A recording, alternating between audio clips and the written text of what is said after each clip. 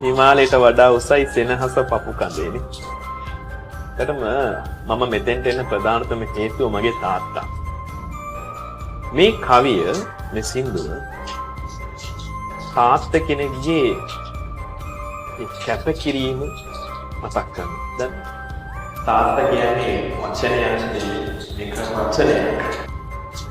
ඒ කියලා කිව්වොත් පොඩි කාලේ දරුවන්ව අම්මලා අතට ගත්තු ගමන් ඉනේ ගහ ගන්නවා.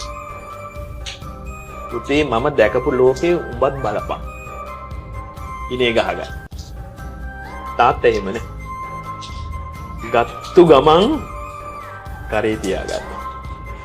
පුතේ මන් නොදුටු ලෝකේ උඹ බලපන්. ඒක තමයි ඒකේ මම දකින්න බෑ. මම දැකපු නැති ලෝකය එයා දකින්න ඕනේ පුතේ. අපිට පොලිසියෙන් අම්මා තාත්තා ගහලා තිබුණේ නැත්තම් අපිට අද ගහන්නේ පොලිසියෙන්නේ. ඒ විදිහට අපිව හැදුවා.